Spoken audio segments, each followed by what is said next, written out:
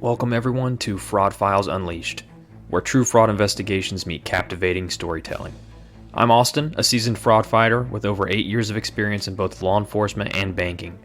Join me on a first-hand journey through real cases, offering insights into the dangers and intricacies of fraud. Whether you're a fellow fraud fighter or eager to learn about fraud prevention, I invite you to tune in. Brace yourself for a mix of knowledge and humor, and I apologize in advance because there's going to be a lot of dad jokes throughout this podcast. Let's uncover the secrets of fraud together. Episode 2. Heartstrings and Handlebars, a romance scam unveiled. Catchy episode title, eh? Well, it only took me 2 hours to come up with. No big deal. Now, this is one of the juiciest and weirdest romance scams I've ever investigated. What is a romance scam?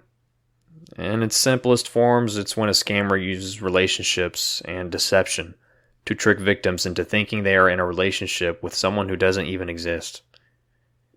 Now that you got the basic idea, put on your detective hats because this fraud file has a crazy ending. Let's jump back in time to early 2021. Cue the time machine music. Here I am, all grown up. I've been in law enforcement for 5 years at this point, and I'm carrying a massive caseload of fraud investigations. I found my groove though, and I've been able to keep up with the pace. There was a time before this where incoming cases were too much to keep up with. Over the past 5 years, I surpassed 1,000 plus fraud investigations, and many of these were long-term cases.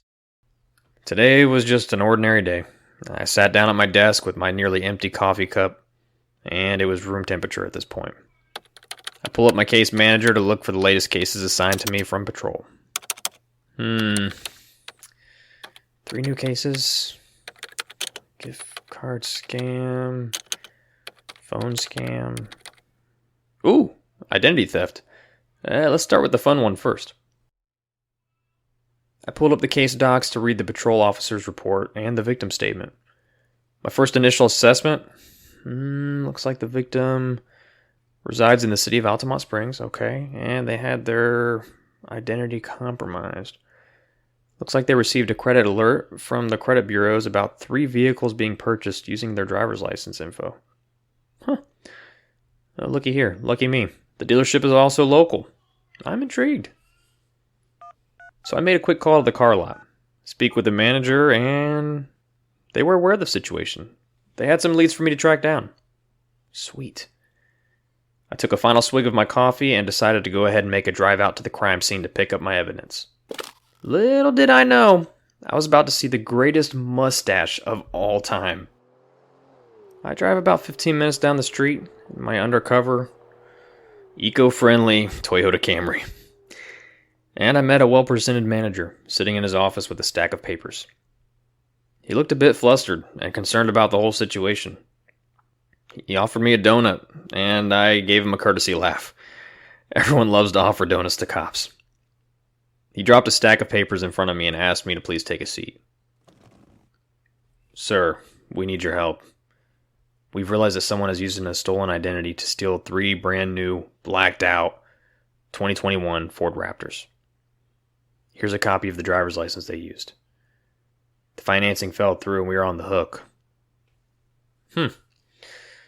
I popped open my laptop real quick to run the license. This photo looks nothing like my victim, but the driver's license info was the same. Sweet. Looks like they used a counterfeit ID with our legitimate victim's info on it. Only fraud fighters get excited about things like this. I asked, did the individual who purchased this vehicle match the photo on the counterfeit driver's license? Yeah, he sure did. The manager delivered one of the vehicles to the individual's apartment and said he could ID him in a photo lineup because he had the most glorious mustache ever. I looked back down at the counterfeit ID and, oh my goodness, he was right. My subject could play Mario in the next Mario Bros. Live action film. No exaggeration. Now I'm jealous, and I have a great lead. Wait, if one vehicle was delivered locally to an apartment, where did the other 2 vehicles go? As I dig through the stack of papers, I see they were shipped directly to New Jersey. I'm no expert, but that sounds like a red flag to me. If my customer lives here in Florida, why on earth are we shipping 2 of the cars out to New Jersey? Well, now I have an apartment address where one of the trucks was delivered, and I have a photo of the subject. Let's get to work. Not before a coffee break at Wawa. And what about lunch? Can't miss the most important meal of the day. Hey, you guys down for lunch? Chipotle? Let's go. All right. Eventually, I got back to working on this case. You know how hard it is to investigate after drinking coffee and a lunch break? I started digging through police reports and programs that pull data from credit bureaus. I found an immediate lead. Wow, that was easy. The apartment address had links to an individual who had lived there for 2 years. That's pretty steady.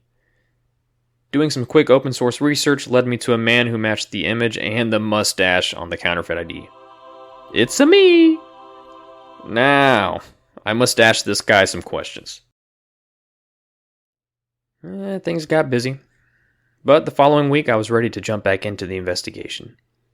I went ahead and had a fellow detective help me conduct a photo lineup. Essentially, you have an analyst put together a lineup with the photo of your subject, paired with photos of other people who look very similar, to see if your witness can identify the correct subject that actually committed the crime. My witness was able to pick out the subject with no issues whatsoever. Now I'm ready to meet with the subject. I called a phone number I had on file. I wanted to use my persuasion techniques to try to lure him into meeting me for an interview. I've done it hundreds of times before. I left a few voicemails throughout the week, but no response. No one is available to take your call. Please leave a message. Then I decided to stop by the apartment. No luck there. No one's answering the door. He doesn't have a criminal record or anything, but he doesn't seem to be easy to contact. I'll try again next week. I came in Monday morning, tired, groggy. Oh, look, I got a voicemail on the phone. Oh, it's from Mr. Mario himself. He apologized for not responding sooner, but he requested to have his attorney present if he was going to meet up for an interview. Please, no problem at all for me. I don't mind at all. So we arranged to meet that Friday at 10 a.m. At this point, you're probably wondering, Austin, didn't you say this was a romance scam? Yeah, the plot twist is about to hit you as hard as it hit me at 10:04 a.m. on this Friday morning. Here I am, waiting downstairs in the sheriff's office lobby, when in walks a well-dressed attorney and the live-action Mario. We step off to the side into a private office space to sit down to talk. Mario is absolutely sweating bullets and visibly nervous. Many subjects are nervous when being interviewed by cops, but this was a little bit more than usual. Of course, I always try to build rapport with everyone in the room and create a safe atmosphere. I almost always use the good cop technique when I do interviews. I took great pride in getting people to confess by just being laid back and transparent. I started asking basic questions about the investigation. Listen, sir, we all know why we're here. I'm honestly just looking to get some info on what happened with these vehicle purchases. This is when I dropped some photos of the trucks and the counterfeit ID. The great mustached man stuttered and stumbled through his words. It took me about an hour to get him to open up all the way. Essentially, he starts telling me that he was told to purchase these vehicles by his girlfriend. Right, I've heard that one before. Did she tell you to create this fake ID as well? He goes on to say that she shipped that to him to use. Oh, hold up. Shipped it? Where does your girlfriend live? Brazil? Have you ever met her in person? You haven't? Oh no. What is going on? Here I am about to file charges on this man for committing identity theft. But this is starting to sound like a romance scam based on my experience. I dig further and further, eventually looking at WhatsApp conversations on Mario's phone. With his and his attorney's consent, of course. We had to make sure. We had to see if this was truly a romance scam. At this point, we started to realize Mario was being used as a mule. But wait, where did all those trucks go? How were the orders placed? Here's how it all went down. COVID-19 was rampant during this time, so this specific dealership was allowing for online pre-purchases for vehicles. Mario had no idea about any of this transaction process. What we realized was that his girlfriend, quote unquote, placed these orders online using his counterfeit driver's license and info. She, quote unquote, arranged for one truck to be delivered to Mario directly. Mario was simply told his girlfriend needed help buying a truck for her brother, and she needed to deliver it to Mario's apartment. All he had to do was sign the paperwork and show the driver's license that she was going to ship to him. He did this, hesitantly, and left the keys in the front seat of the truck, just like he was instructed. She informed him that they had a transport company that would come and pick up the truck for them. This is where it gets interesting. He told me that within 10 minutes, 3 Hispanic males pulled in the parking lot driving a lime green truck with a doggy access door on the back side of the window? I've never seen anything like this. One of the males jumped out and drove off with the brand new truck. Oh my. I later was able to confirm all of this via video surveillance, but the tag was out of state and it wasn't clearly visible. So, all 3 trucks are gone. My leads are dry. And now I have 2 victims?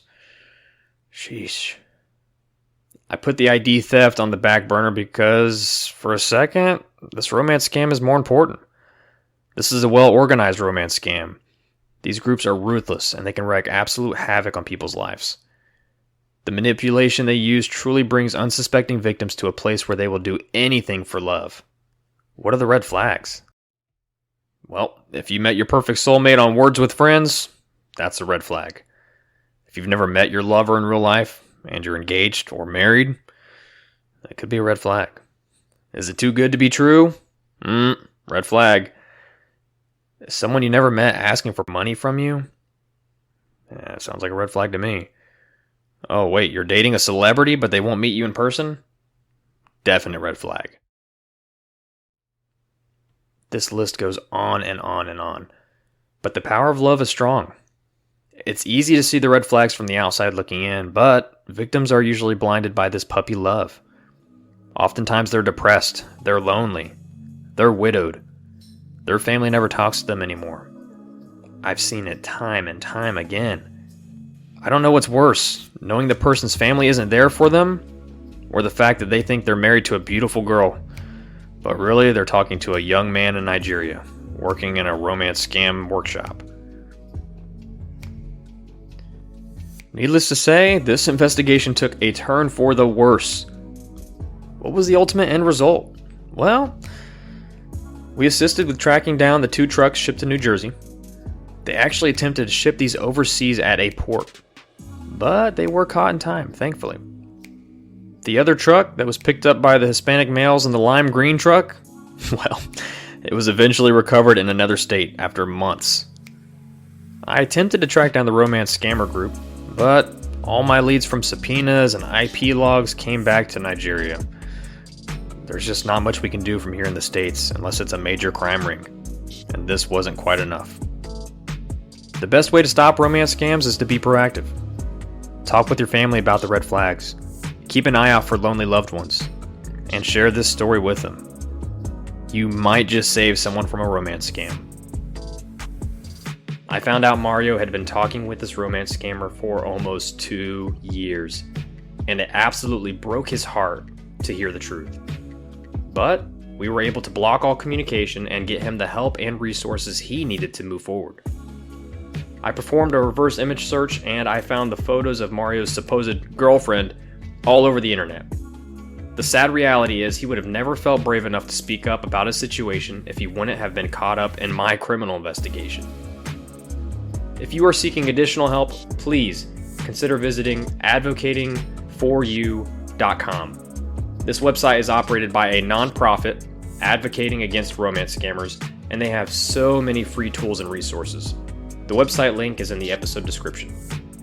And if you are an investigator, let's be sure not to victim shame. And let's also make sure we are doing everything we can to help. And there you have it, fraud fighters. Things aren't always quite as they seem when investigating fraud. If you are an investigator, do not take things at face value. Your main subject may end up being a victim if you dig far enough. Please join us next time as we dive into the world of financial intrigue, exposing the tricks of the trade while sharing a laugh or two. Remember, not all heroes wear capes. Some wear accountant badges and detective hats. This podcast is presented by Fraud Warfare. If you are interested in supporting us through promoted ads, please connect with us on LinkedIn, either under Fraud Warfare, or you can find me on LinkedIn under Austin Harris, CFE. We are only able to keep our podcast free through your support.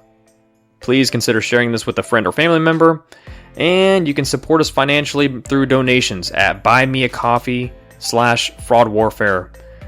100% of these funds go towards improving the quality of our podcast. And, of course, some coffee. Thanks for listening, everyone.